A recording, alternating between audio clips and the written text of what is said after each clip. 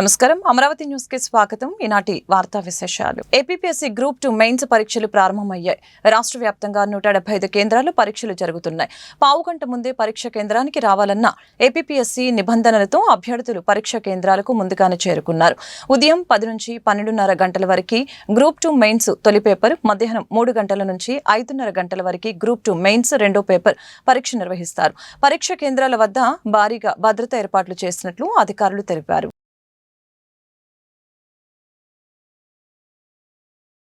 SLBC టనెల్లో సహాయక చర్యలు ముమ్మరంగా కొనసాగుతూ ఉన్నాయి. సహాయక చర్యలో 24 మందితో కూడిన సైన్యం, రెస్క్యూ టీం పాల్గొంటున్నాయి. 130 మందితో కూడిన ఎన్డీఆర్ఎఫ్ బృందం, 24 మందితో కూడిన హైడ్రా బృందం, సింగరేణి కాలరీస్ నుంచి 24 మందితో రెస్క్యూ టీం, 120 మంది ఎస్డీఆర్ఎఫ్ టీం కూడా సహాయక చర్యలో నిమగ్నమయ్యారు. ఘటనా స్థలితో కూడిన మట్టి, నీటితో సహాయక చర్యలకి అంతరాయం కలుగుతోంది. సొరంగ మార్గంలో 14 కిలోమీటర్ల వద్ద పైకప్పు కూలింది. 13.5 కిలోమీటర్ల వరకు సహాయ బృందాలు వెళ్లగా మరొక 1/2 కిలోమీటర్ వెళ్లేందుకు మట్టి, నీటితో అడ్డంకులు ఏర్పడుతున్నాయి.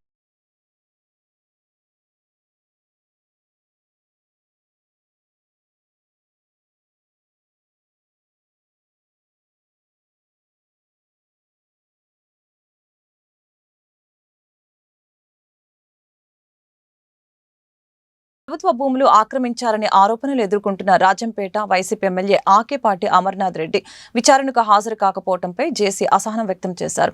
ఎమ్మెల్యే తరపున న్యాయవాది హాజరు కాక ఎన్నిసార్లు ఇదే విధంగా తప్పించుకుంటారని వ్యాఖ్యానించారు. రాజంపేట కోర్టుకి వెళ్తామని న్యాయవాది చెప్పడంతో అదనపు మెజిస్ట్రేట్ హోదాలో ఉన్న జేసీ ఆదర్శ్ రాజేంద్రన్ మరింత అసహనానికి లోనయ్యారు. జేసీ కోర్టుకి రమ్మని నోటీస్ ఇస్తే రాజంపేట కోర్టుకి వెళ్తామని సమాధానం చెప్పడం ఏంటని ప్రశ్నించారు. ఇదిలా ఉంటే ఎవరు నోటీసులు ఇచ్చినా ఎలాంటి విచారణకు వెళ్లేది లేదని ఎమ్మెల్యే ఆకేపాటి స్పష్టం చేయడం వివాదాస్పదంగా మారింది. బెంగళూరు ఆస్తులు కాదు, హైదరాబాద్ ఆస్తులు కాదు, కొండ గుట్ట ఏమైనా తీసుకొని నేను సిద్ధంగా ఉన్నాను. నేను విచారణకి ఏం బాను ఉంటే తీసుకోమని చెప్పిన. నేనే విచారణ దేనికైనా సిద్ధం తీసుకోండి అంతే. నేను విచారణ పోయి ఆయన్ని చేసేది ఉండదు. దళితుల పేరు మీద భూములు రాయించుకున్నారనేది ఆ దళితులు మా ఊరోడు ఉన్నారు చెప్తే పర్వాలే. ఎవరో చెప్తే విజయవాడలో చెప్తే అడుగుతుంది. మా ఊరిలో ఉన్న అయితే నేనే ఇచ్చానని చెప్తానా? కలెక్టర్ నుంచి మీకు నాకేం అందరాలి ఏమన్నా వచ్చినా వాళ్ళు తీసుకోమని చెప్పిన. నోటీస్ ఎందుకు నాకు మళ్ళీ నేను వద్దంటే కదా. గ్రూప్ 2 మెయిన్స్ ఎగ్జామ్స్ రాసే అభ్యర్థులకు ఎలాంటి అసౌకర్యం కలగకుండా అన్ని ఏర్పాట్లు పూర్తి చేశామని కొత్తపేట సీఏ ఎం వీరయ్య చౌదరి తెలిపారు. గుంటూరు ఏసీ కాలేజీలో జరుగుతున్న గ్రూప్ 2 మెయిన్స్ ఎగ్జామ్స్ కి 600 మంది అభ్యర్థులు హాజరయ్యారని తెలిపారు. ఎగ్జామ్స్ కేంద్రంలోకి ఎలక్ట్రానిక్ పరికరాలకి అనుమతులు ఇవ్వలేదని తెలిపారు. ప్రతి ఒక్క అభ్యర్థి చెక్ చేసిన తర్వాతనే ఎగ్జామ్ హాల్లోకి పంపించామని తెలిపారు. ఎగ్జామ్ సక్రమంగా జరగడానికి కట్టుదిట్టమైన ఏర్పాట్లు చేశామని తెలియజేశారు. గ్రూప్ 2 మెయిన్స్ ఎగ్జామ్స్ 2 విడతలుగా జరుగుతున్నాయని చెప్పారు. మొదటి విడతగా ఉదయం 10 గంటల నుంచి 12 గంటల 30 నిమిషాల వరకు జరుగుతుందని, రెండవ విడత 3 గంటల నుంచి సాయంత్రం 5 గంటల 30 నిమిషాల వరకు రెండో విడత జరుగుతుందని చెప్పారు. గ్రూప్ 2 మెయిన్స్ ఎగ్జామ్స్ ప్రశాంతంగా జరుగుతుందని తెలిపారు.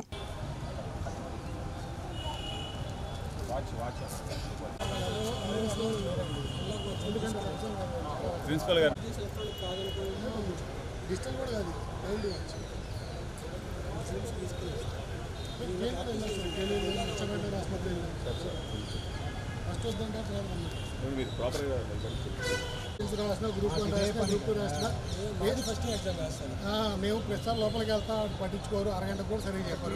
టైం కూడా సరిగ్గా చెప్పారు.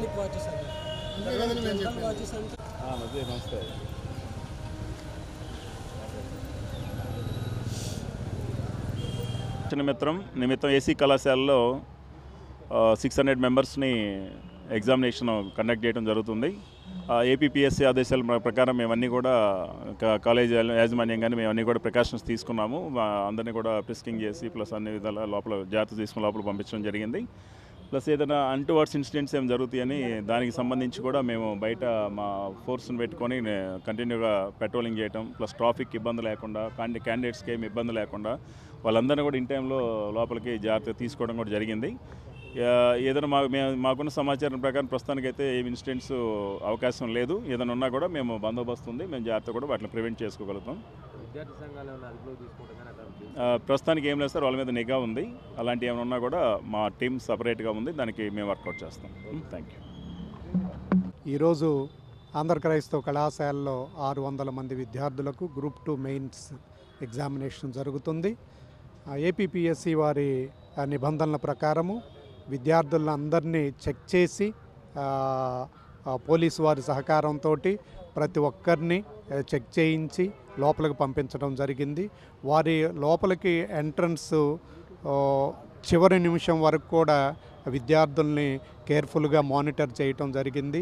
9:45కి వారిచ్చిన నిబంధనల ప్రకారం ఏపీపీఎస్సి వారి ఇన్స్ట్రక్షన్స్ ప్రకారం గేటు క్లోజ్ చేయటం జరిగిందండి. Thank you. మీ అందరికీ ధన్యవాదాలు. Game changer cinema co director తనని మోసం చేశాడని గుంటూరులోని అరండల్పేట పోలీస్ స్టేషన్లో ఫిర్యాదు చేశారని ఆర్టిస్ట్ తరుణ్ తెలిపారు. ఈ సందర్భంగా ఆయన మీడియాతో మాట్లాడారు. గేమ్ చేంజర్ సినిమాలో 350 మంది సైడ్ ఆర్టిస్టులుగా పనిచేస్తామని, మాకింకా 2,80,000 రూపాయలు ఇవ్వాలని ఆవేదన వ్యక్తం చేశారు. గేమ్ చేంజర్ సినీ నిర్మాత దిల్ రాజు తమకు న్యాయం చేయాలని బాధితులు కోరారు. గేమ్ చేంజర్ సినిమా కోసం గుంటూరు, వినుకొండ, విజయవాడ ప్రాంతాల నుంచి హైదరాబాద్ షూటింగ్ కోసం వెళ్లాము అని తరుణ్ వెల్లడించారు.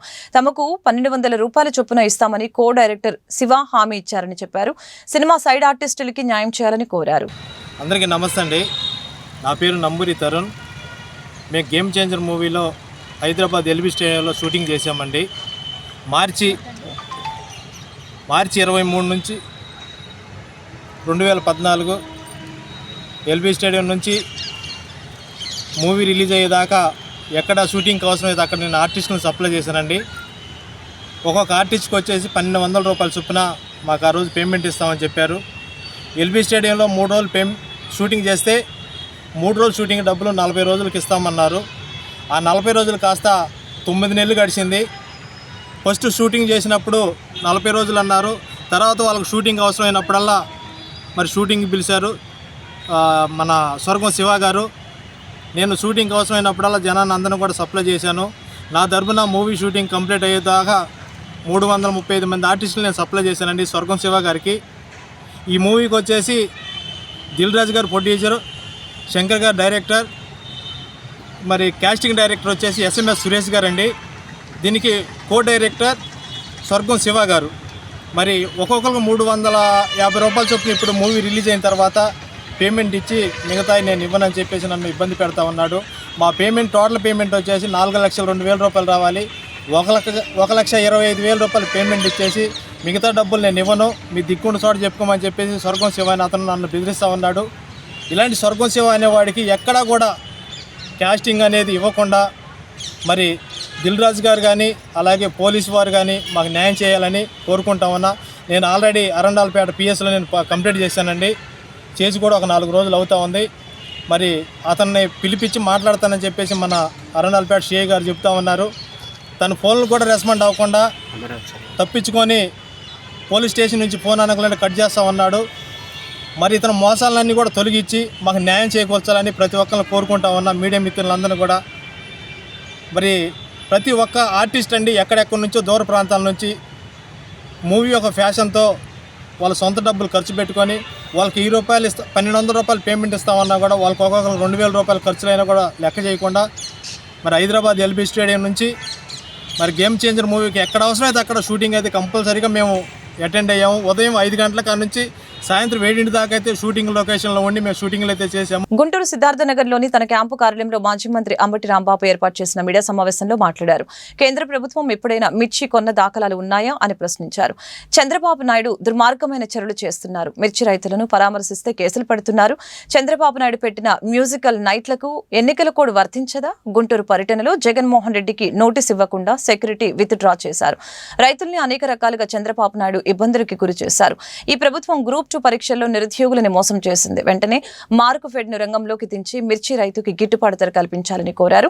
ఎమ్మెల్సీ ఎన్నికల్లో పోటీ చేయకూడదని నిర్ణయం తీసుకున్నామని అన్నారు. మిర్చిలో రకరకాలైనటువంటి వెరైటీస్ ఉన్నాయి. Teja variety is a top variety. దాని ధర టాప్లో ఉంటుంది. దానికన్నా దిగువన ఉన్నవి చాలా వ్యత్యాసాలు ఉంటాయి. ఒక్కో దానికి 2,000, 3,000 వ్యత్యాసాలు ఉంటాయి. నాకు తెలిసినంత వరకు ఇవాళ తేజ వెరైటీ సుమారుగా 12,000 ఆ చిలుక సుమారుగా అటు ఇటుగా కొంటున్నారు. కడమాయన్ని 8,000, 7,000 కొంటున్నారు. పైగా ఈ పండించినాటిలో కూడా థాట్ చాలా విపరీతంగా ఉంటుంది. దానివల్ల రైతులు చాలా నష్టపోతారు. ఇక్కడ బేసిక్గా మనం గుర్తుపెట్టుకోవాల్సింది ఏంటంటే ప్రభుత్వాలు రైతు నష్టపోతున్నప్పుడు ఇంటర్నేషనల్ అయ్యి రైతుకు లాభం చేసే విధంగా చేయాలి. లాభం లేదు పో కనీసం వాడి పెట్టుబడి వాడికి అందే విధంగా అయినా సరే మనం చేయాల్సినటువంటి అవసరం ఉందా లేదా? అదే కదా చేయాల్సింది. అది చేయకోకుండా ఉపన్యాసాలు ఏంటి నాకు అర్థం కాల, మీటింగ్లు ఏంటి నాకు అర్థం కాల, ఉత్తరాలు ఏంటి నాకేం అర్థం కాల. ఏమిటిదంతా కూడా ఆడ చేద్దాం, కేంద్ర మంత్రి గారితో మాట్లాడడం అయిపోయిందని ఈనాడు ఆంధ్రజ్యోతిలో ఫ్రంట్ పేజీలు వేసేయటం. రైతు సోదరులారా మీరేం భయపడాల్సిన అవసరం మీకు అండగా ఉండదు. ఏంటి అండగా ఉండేది? మీరు మిర్చి కూడా కొనుక్కోకుండా నువ్వు అండగా ఉండేది ఏంటో నాకు అర్థం కాదా? నువ్వు కొంటే కదా, ఇదిగో ఇన్ని క్వింటాల్స్ మేము కొంటాం, ఈ రేటుకి మేము కొంటాం, ఇదిగో ఈ తేజ వెరైటీని ఇంత కొంటాం, పలానా వెరైటీని ఇంత కొంటాం, ఇంత కొంటాం, మీ రైతులు అమ్ముకోబాకండి, మిర్చి కమిషన్దారులు చెప్పాలి కదా. అదేం చెప్పుకోకుండా ఏం కంగారు పడి మాకండి, మేము వస్తాం ఆదుకుంటాం అంటే ఏం చదువుకునేది నాకు అర్థం కదా.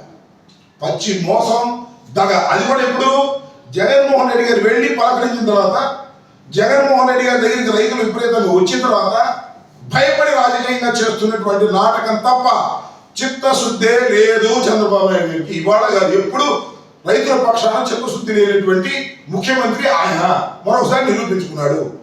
వీఆర్ డిమాండింగ్ నౌ, అట్లీస్ట్ ఇప్పుడైనా సరే చంద్రబాబు నాయుడు గారు ప్రభుత్వం మార్కెట్ రంగంలోకి దింపి రేపటి నుంచి కొనమని సంతోషం.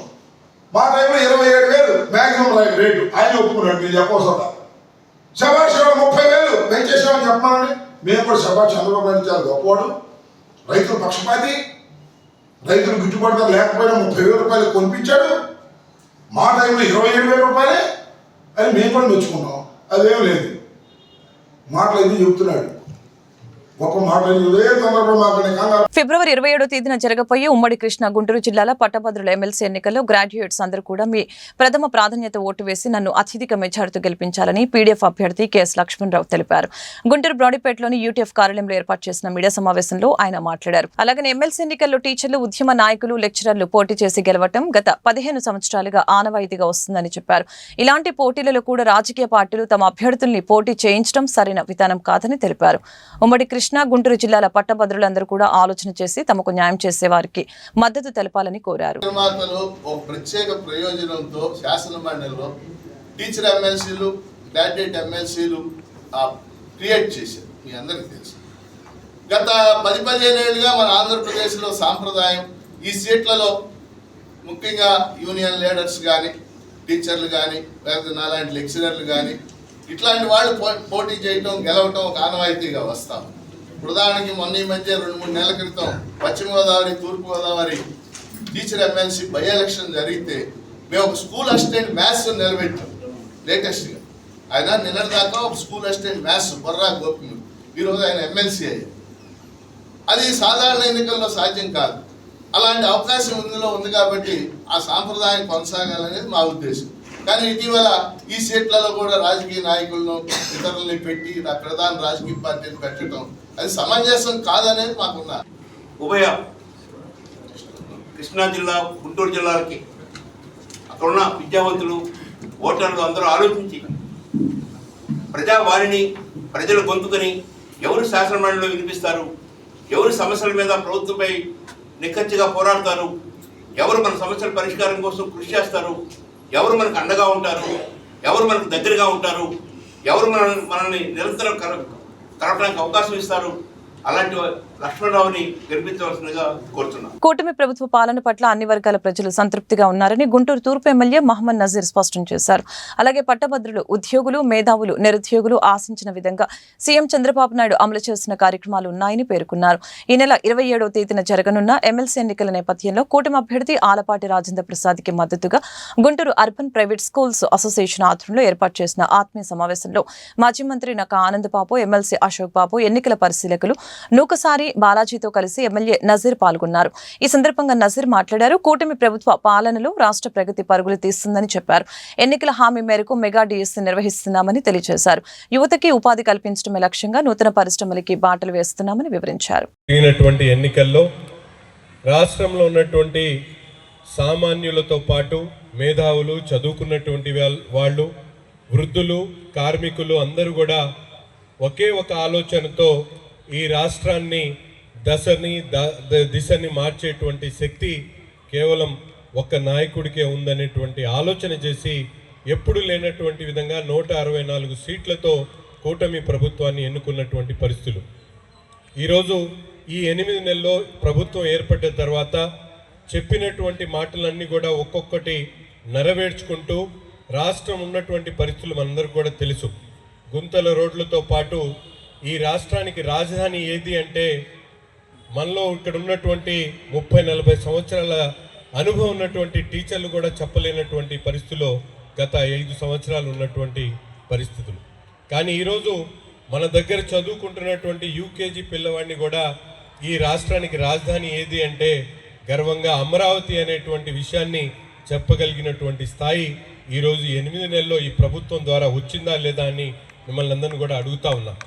ఈ ఒక్క విషయంలోనే మేధావులుగా ఉన్నటువంటి మీరు, చదువుకున్నటువంటి వాళ్ళు, సమాజాన్ని మార్చగలిగినటువంటి మీరందరూ కూడా ఈ కూటమి ప్రభుత్వం యొక్క గొప్పతనాన్ని మీరందరూ కూడా ఆలోచించాల్సినటువంటి అవసరం ఉంది. సమాజంలో ఉన్నటువంటి ప్రతి ఒక్కరు కూడా ఏదో ఒక అవసరం ఉంటుంది.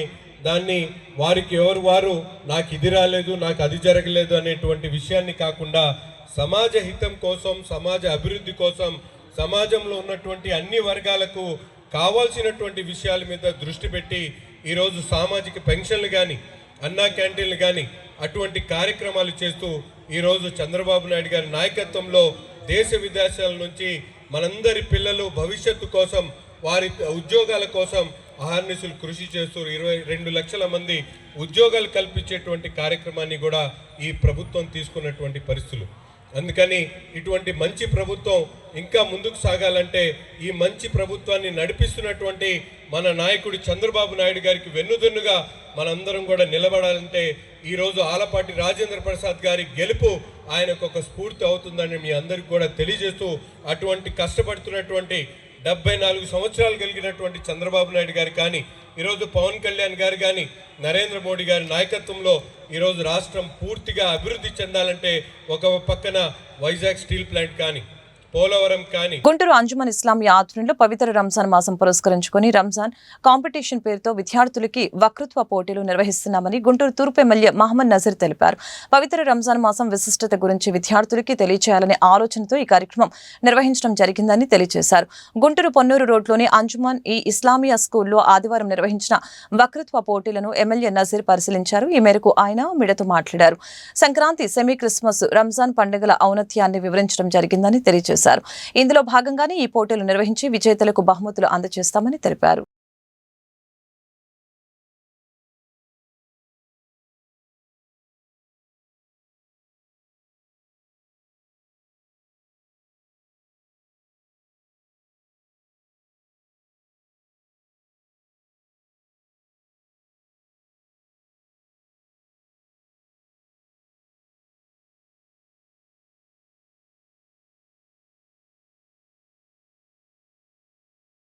గుంటూరు అంజుమన్ ఇస్లామియా ఆధ్వర్యంలో పెద్ద ఎత్తున రాబోయేటువంటి పవిత్ర రంజాన్ మాసాన్ని పురస్కరించుకొని రంజాన్ కాంపిటీషన్ పేరుతో విద్యార్థులకు సంబంధించినటువంటి విద్యార్థులందరికీ కూడా పెద్ద ఎత్తున ఈరోజు దాదాపు 425 మంది విద్యార్థులు ఈ కాంపిటీషన్స్లో పాల్గొని రంజాన్ మాసం యొక్క మహోన్నతం, అలాగే నాత్ కాంపిటీషన్స్ పెట్టి వాళ్ళందరూ కూడా రాబోయేటువంటి రంజాన్ నెల విశిష్టత గురించి ప్రత్యేకంగా విద్యార్థులకు తెలియజేయాలనే ఆలోచనతో ఈ కార్యక్రమాన్ని పెట్టడం జరిగింది.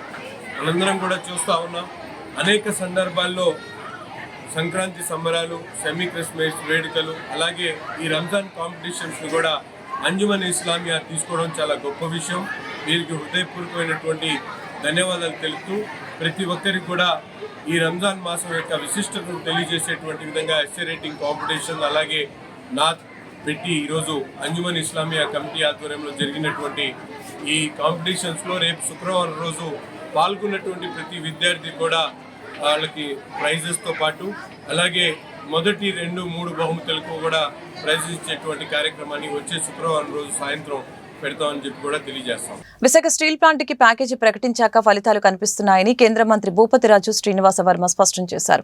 ప్యాకేజీ ఇచ్చాక కూడా అనుమానాలు ఎందుకని చెప్పారు. స్టీల్ ప్లాంట్ ని ప్రైవేటీకరణ చేసేదే లేదన్న ఆయన కార్మిక సంఘాలతో చర్చించి పునరుద్ధరణకి చర్యలు తీసుకుంటామని తెలిపారు. జీతాల విషయంలో ఆందోళన చెందవలసిన అవసరం లేదని చెప్పారు. ప్యాకేజీలో జీతాలకి కూడా ప్రాధాన్యత ఉందని శ్రీనివాస వర్మ తెలిపారు. అతి త్వరలోనే జీతాలు పూర్తిగా అందుతాయని స్పష్టం చేశారు. ప్యాకేజీ ఇచ్చాక ప్యాకేజీ తాలూకు ఫలితాలు కనపడుతూ ఉన్నాయి. ఏదైతే రెండో బ్లాస్ట్ ఫర్నేస్ ఉందో అది పూర్తిగా పనిచేస్తా ఉంది. గతంలో రెండోది కూడా పనిచేయలేదు, ఆగిపోయింది. జూలై నాటికి మూడో బ్లాస్ట్ ఫర్నేస్ కూడా పూర్తిగా పనిచేసే విధంగా చర్యలు తీసుకుంది. 11,400 కోట్లు ప్యాకేజీ ప్రకటించాక కూడా ఇంకా స్టీల్ ప్లాంట్ భవిష్యత్తు మీద కొన్ని అనుమానాలు. స్టీల్ ప్లాంట్ రాబోయేటువంటి రోజుల్లో ప్రైవేటైజేషన్ అయిపోతుంది. స్టీల్ ప్లాంట్నే కనుక ప్రైవేటైజేషన్ చేయాలి అంటే ఈ 11,440 కోట్లు ప్యాకేజ్ ఇచ్చేవాళ్ళం కాదు. ఏదైతే కాంట్రాక్ట్ కార్మికుల విషయంలో అయితే మీరు ప్రస్తావించినటువంటి విషయం ఉందో తప్పనిసరిగా కార్మిక సంఘం నేతలతో మాట్లాడతాం. అందరితో మాట్లాడి ఏ విధమైనటువంటి ఇబ్బంది లేకుండా కూడా ప్లాంట్ పునరుద్ధరణకి ముందుకు వెళ్తాం అనేటువంటి విషయం చెప్తా ఉన్నాం. జీతాల విషయం మొన్నటి నెల కూడా 65% జీతాలు ఇచ్చారు. అంత క్రితం 3-4 నెలల్లో ఒక 50%, 60% ఇచ్చారు. ఇంత డబ్బు మేము ప్యాకేజీ ఇచ్చాక జీతాలు ఇవ్వం, లేకపోతే జీతాలు ఇంకో సంవత్సరం పడుతుంది, ఇంకో 8 నెలలు పడుతుంది, ఇంకో 6 నెలలు పడుతుందని ఏ విధంగా భావిస్తారని నేను అడుగుతా ఉన్నా. స్టీల్ ప్లాంట్ గతంలో ఉన్నటువంటి ప్యాకేజీ ముందు ఉన్నటువంటి దశలో కూడా జీతాలు ఇచ్చింది యాజమాన్యం. పూర్తి జీతాలు ఇవ్వడంలో కొంత ఇబ్బంది పడ్డారు.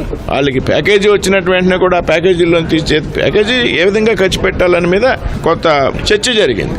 అందులో జీతానికి కూడా ప్రథమ ప్రాధాన్యత ఉంది. ఖచ్చితంగా రాబోయేటువంటి 10-15 రోజుల్లో జీతాలు పూర్తిగా అందుతాయి. అందులో ఏమాత్రం కూడా. వైసీపీ అధినేత వైఎస్ జగన్మోహన్ రెడ్డిపై కేంద్ర మంత్రి రామ్మోహన్ నాయుడు సంచలన ఆరోపణలు చేశారు. ఏపీలో శాంతి భద్రతల సమస్య సృష్టించాలన్నదే ఆ పార్టీ అభిమతమని, ఆ పార్టీ కుట్రలను సాగనివ్వమని కేంద్ర మంత్రి రామ్మోహన్ నాయుడు తెలిపారు. 5 ఏళ్ల వైసీపీ పాలనలో ఆంధ్రప్రదేశ్ రాష్ట్రం 50 సంవత్సరాలు వెనక్కి వెళ్లిందని తెలియజేశారు.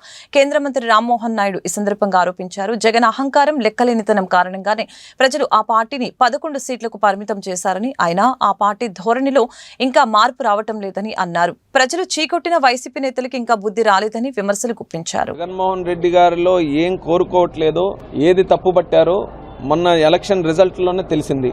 అహంకారం, కక్ష సాధింపు చర్యలు, ఇష్టం వచ్చినట్టుగా మాట్లాడడం, ఎవరిని లెక్క చేయకపోవడం, రాజ్యాంగ వ్యవస్థల్ని తొంగలో తొక్కడం, ఇలాంటి విషయాలన్నీ కూడా చూసిన తర్వాత ప్రజలు ఇటువంటి రాజకీయాలు మాకొద్దు, ఇటువంటి రాజకీయ నాయకులు కూడా మాకొద్దని 11 సీట్లకు పరిమితం చేశారు. ఇప్పటికీ కూడా వాళ్ళ ధోరణి మార్చుకోకుండా వాళ్ళ నాయకులు చూస్తున్నాం. బయటకు వచ్చి మళ్ళీ మీడియా తాలూకా మైకులు పెడితే అప్పుడు ఏ రకంగా మాట్లాడేవారు అదే రకంగా మాట్లాడుతుంటే ఈరోజు ఆశ్చర్యం కలుగుతుంది. ఇప్పటికైనా బుద్ధి తెచ్చుకోలేదు ఏంటా అని. ఇప్పటికీ కూడా చూస్తే వాళ్ళ పోరాటం దేనికోసం పోరాటం, వాళ్ళ నాయకుడికి ప్రతిపక్ష హోదా రాలేదంటే దానికి పోరాటం. ప్రజల సమస్యలు అక్కడ మాట్లాడడం కాదు. అలాగే మొన్న కూడా చూసాం, ఆ నాయకుడికి Z+ సెక్యూరిటీ రాలేదని.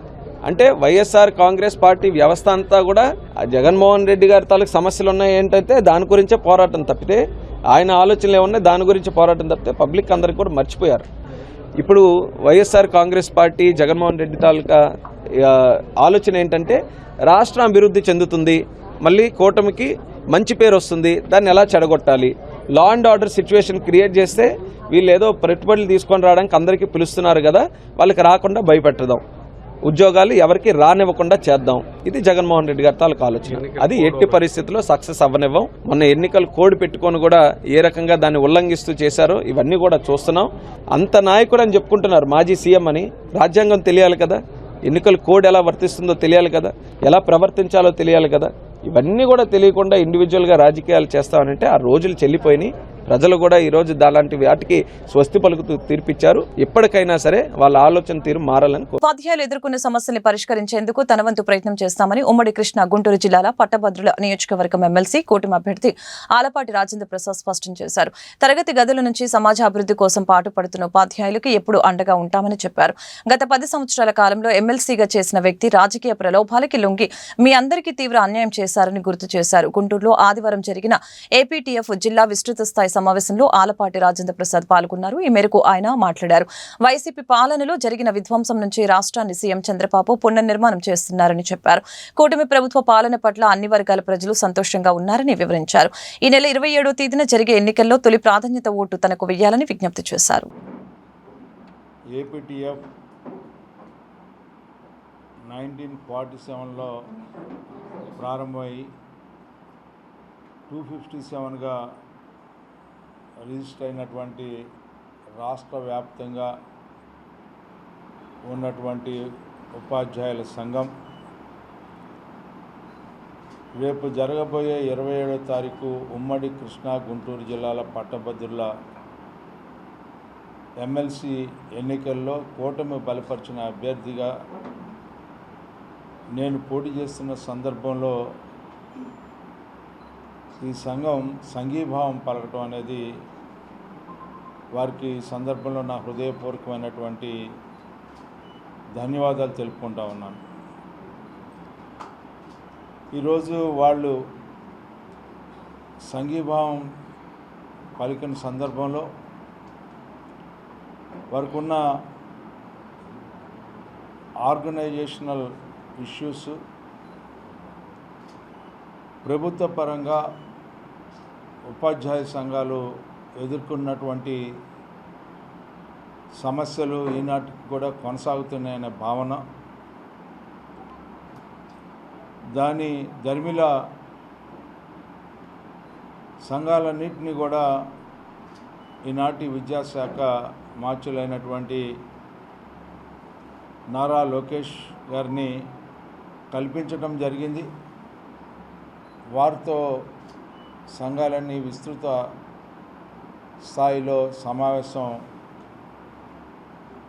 అవ్వటం, ఆ సమావేశంలో దాదాపు అన్ని సమస్యల్ని చర్చించటం, దాదాపు ఆ సమావేశం ఎప్పుడూ గతంలో ఎలాంటి సందర్భంలో కూడా జరగనటువంటి విధంగా 4 గంటల పైగా సంఘ సభ్యులందరూ కూడా, అన్ని సంఘాలు కూడా ప్రభుత్వ వ్యతిరేకంగా ఉన్నటువంటి సంఘాలను కూడా ఆహ్వానించటం ఇక్కడ గమనార్హం. ఎందుకంటే ఈ యొక్క ప్రభుత్వం యొక్క సంకల్పం సమస్యల్ని సరళీకృతం చేయటం, సమస్యల పట్ల అవగాహన చేసుకోవటం, సమస్యలు అసలు ఎందుకు ఉద్భవించినాయని చెప్పి ఆలోచించటం, తద్వారా సమస్యల్ని మీరు మేము కలిసి సంఘం వేరు, ప్రభుత్వం వేరు, పాలన వేరు అనే భావం లేకుండా గత వైసీపీ హయాంలో హత్యలు, దాడులకి గురైన దళిత బాధిత కుటుంబాలకి న్యాయం చేయాలని కోరుతూ హోంమంత్రి అనితకు దళిత సంఘాల ఐక్యవేదిక విజ్ఞప్తి చేసింది. అనకాపల్లి జిల్లా పాయకరావుపేటకు వచ్చిన హోంమంత్రికి బాధిత కుటుంబాల తరపున దళిత వేదిక రాష్ట్ర కన్వీనర్ బూసి వెంకట్రావు వినతి పత్రం అందజేశారు. డ్రైవర్ సుబ్రహ్మణ్యం హత్య కేసుని మరొకసారి విచారణ చేయాలని విజ్ఞప్తి చేశారు. కోడికత్తి కేసును ఎన్ఐఏ నుంచి రాష్ట్ర పోలీసులకు బదిలీ చేయాలని కోరారు. సానుకూలంగా స్పందించిన హోంమంత్రి బాధితులకి న్యాయం చేస్తామని హామీ ఇచ్చారు. ఈ రోజుకి కూడా జైలు పాలయ్యి న్యాయం జరగక ప్రాణాలు కోల్పోయిన దళితులు చాలా మంది ఈ రోజు వాళ్ళ కుటుంబ సభ్యులతో ఈ రోజు నన్ను కలవడానికి ఇక్కడికి రావడం జరిగింది. డ్రైవర్ సుబ్రహ్మణ్యం వాళ్ళ పేరెంట్స్, అదే విధంగా మనకి కోడికత్తి శ్రీను వాళ్ళ బ్రదరు, అదే విధంగా మనకి గౌరీ శంకర్ శిరోముండనం కేసు వాళ్ళ కమిటీ వాళ్ళందరూ కూడా ఇక్కడికి రావడం జరిగిందండి. ఇక్కడికి వాళ్ళతో పాటు దళితులు ఎవరైతే అన్యాయం అయిపోయారో లాస్ట్ గవర్నమెంట్ లో వాళ్ళందరూ కూడా ఈ రోజు న్యాయం గురించి మళ్ళా ఈ రోజు మా దగ్గరికి రావడం జరిగింది. ఆల్రెడీ అన్ని కూడా కేసెస్ అన్ని కూడా త్వరితగతిన పూర్తి చేయడానికి ఈ కేసెస్ అన్ని కూడా ఇమీడియట్ గా ఏదైతే పెండింగ్స్ ఉన్నాయో అవన్నీ కూడా పోలీస్ తరపు నుంచి కానీ, ప్రాసిక్యూషన్ తరపు నుంచి కానీ ఎటువంటి డిలే లేకుండా చేసే బాధ్యత తీసుకుంటామని వీళ్ళందరికీ కూడా మాట ఇవ్వడం జరిగింది. అతి ముఖ్యంగా ఈ రోజు అనంతబాబు చేసిన హత్య ఏదైతే ఉందో డ్రైవర్ సుబ్రహ్మణ్యం కేసులో అనంతబాబుతో పాటు వాళ్ళ కుటుంబ సభ్యులను కూడా దోషుల కింద గుర్తించాలి అని చెప్పి వీళ్ళు ఒక రిప్రజెంటేషన్ కూడా ఇవ్వడం జరిగింది. డెఫినెట్ గా ఆ కోణం నుంచి కూడా ఎంక్వైరీ చేయమని డిపార్ట్మెంట్ వారిని కూడా నిరుద్యోగ యువతిపై కూటమి ప్రభుత్వానికి ఎందుకింత కక్ష అంటూ వైఎస్ఆర్సీపీ రాష్ట్ర ప్రధాన కార్యదర్శి జూపూడి ప్రభాకర్ నిలదీశారు. ఆదివారం ఆయన వైఎస్ఆర్సీపీ కేంద్ర కార్యాలయంలో మీడియాతో మాట్లాడారు. ఏపీలో నిరుద్యోగులు ఏమైనా భిక్షగాల్లా అంటూ ప్రశ్నించారు. కూటమి ప్రభుత్వం చేతిలో నిరుద్యోగులు మోసానికి గురయ్యారని చెప్పారు. ఏపీలో ప్రభుత్వం ఉందా, ఉంటే ఎవరి కోసం పనిచేస్తుందంటూ దుయ్యపట్టారు. ప్రభుత్వ తీరుతో నిరుద్యోగులు చాలా జీవితం కోల్పోతున్నారు. గందరగోళం సృష్టించడం కోసం ప్రభుత్వం ఉండకూడదు. కూటమి ప్రభుత్వం అంటే పెద్ద అబద్ధం. ఉద్యోగాలు ఇవ్వటం చేతకాని కూటమి ప్రభుత్వం అవసరమా? గ్రూప్ 2 అభ్యర్థుల్ని తీవ్ర కన్ఫ్యూజన్లోకి నెట్టేశారు. నిరుద్యోగుల ఆశలపై కూటమి ప్రభుత్వం నీళ్లు చల్లింది. అబద్ధపు హామీలతో నిరుద్యోగులను మోసం చేశారు. చిన్న అంశాన్ని తేల్చుకోలేక నిరుద్యోగులని బలి చేస్తారా? ఈ ప్రభుత్వ నిర్లక్ష్యానికి నిరుద్యోగులు బలి కావాలా? 40 ఏళ్ల సీనియర్ ఏపీపీఎస్సీ చైర్మన్ మాట వినటం లేదని అన్నారు. సీఎం మాట ఏపీపీఎస్సీ చైర్మన్ వినకపోవటం ఏంటంటూ జూపూడి ప్రశ్నించారు. దయచేసి ఈ స్టోరీని ప్రభుత్వాన్ని పంపించండి, మా ఆవేదన కవర్ చేయండి అంటే జర్నలిస్టులు ఈరోజు ఈ నిరుద్యోగుల్ని, ప్రజల్ని, బాధల్ని, కష్టాలని ఆదుకునే వ్యక్తుల్లాగా కనపడే దశలోకి ఈ ప్రభుత్వం నెట్టిన తర్వాత ఈ ప్రభుత్వం అవసరమా? కొన్ని వేల లక్షల మంది ప్రజలు ఈరోజు అటు శ్రీకాకుళం కానీ, ఇటు రాయలసీమ కానీ, లేదా మిడిల్లో ఉన్నటువంటి ప్రాంతాలు కానీ ఏ సెంటర్లో ఎవడున్నాడో తెలుసుకొని రాత్రికి రాత్రి మీరు ఎగ్జామ్ లేనట్టుగా, మధ్యాహ్నం అసలు ఎగ్జామ్ పోస్ట్ పోన్ అయినట్టుగా అన్ని టీవీ ఛానల్స్లో breaking news, exam has been postponed, మళ్ళీ కాదు ఎగ్జామ్ ఉన్నట్టుగా. కన్ఫ్యూజన్. 10 రోజుల నుంచి పిల్లలు చదవటం మానేశారు. వాళ్ళేదో ఆశ 10 రోజుల టైం దొరికితే నోటిఫికేషన్ మీద క్లారిఫికేషన్ వస్తే ఇంకా బాగా ప్రిపేర్ అవ్వచ్చు, కాబట్టి మేము ఇంకా క్వాలిఫై అవుతామని ఒక ఆశ. అసలు ప్రజల్ని మీరు రైలు పట్టాల మీద పడుకోబెట్టి రైలు ఇంజిన్కి మీరు గ్రీన్ జెండా ఊపినట్టుగా వాళ్ళని మొత్తం చంపేసేయండి అన్నట్టుగా కనపడుతుంది తప్పితే రైలు పట్టాల మీద ఉంటే లెండిరా మీరు ట్రైన్ వస్తుందని చెప్పినట్టుగా కనపడటం లేదు. ఈ రాష్ట్రంలో ఈరోజు నిరుద్యోగ సోదరులందరూ కూడా, నిరుద్యోగులందరూ కూడా ఎంత కష్టపడిపోతూ ఉన్నారు. వీళ్ళ ఆశలన్నీ కూడా ఎక్కడికి వెళ్ళాలి? వీళ్ళ ఆశల మీద నీళ్లు చల్లేసి నిరుద్యోగులతో ఆటాడుకున్నారు, ఉద్యోగులతో ఆటాడుకున్నారు, ప్రజలతో ఆటాడుకున్నారు, ఉమెన్తో ఆటాడుకున్నారు. ఏం సాధించారండి ఈ 9 నెలలుగా? ఆఫ్టర్ ఆల్ ఒక కాన్స్టిట్యూషనల్ బాడీ జరపాల్సినటువంటి గ్రూప్ 2 అనే ఒక మెయిన్ ఎగ్జామినేషన్ జరపలేక మొత్తం ఉండి మా మాట వినట్లేదు అంటే you are most unfit being as a chief minister. My dear chief minister, I'm telling you. The other side, education minister, I don't know how he has been related to this examination. Education minister ki sambandham ledu. Enduku nu tweet chesav? Nenu aduguta unnanu, in what way you are related? MBBS not comes under you, and you are not the chief minister. At least there is a deputy chief minister. I think ఆయన ఎక్కడ ఉన్నాడో మనకు తెలియదు. ఆయన ఆ ప్రయాగరాజ్లోనో లేకపోతే ఎక్కడో గోదావరిలో గంగలో మునిగిన తర్వాత వైరల్ ఫీవర్ వచ్చిందట. ఎందుకు వచ్చింది పాపం? ఆ మునిగినీళ్ళు ఏమైనా మునిగాడో లేకపోతే ఆ నీళ్ళు ఏమైనా తాగాడో ఏదో తెలియట్లేదు, లేకపోతే మంచినీళ్ళు అనుకొని ఏమైనా తిన్నాడు. మనకు దాని మీద నేను కామెంట్ చేయదలుచుకోలేదు. ఎక్కడికి వెళ్ళి డిప్యూటీ సీఎం కనపడట్లేదు. Then who has to talk? Students ఎంతమందిని అప్రోచ్ కావాలి? అంటే మీరు మోసం చేస్తూ పోతే ఈ రాష్ట్రాన్ని మొత్తాన్ని మోసం చేసే శక్తి సామర్థ్యాలు కూటమి కలిగి ఉన్నది. మీరు ఈఎంలు వాడారా? కాదు. అవునో కాదో తెలియదు. ఈ వార్తలు ఇంతటితో సమాప్తం. మరొక బులెటిన్లో మళ్ళీ కలుద్దాం. నమస్కారం.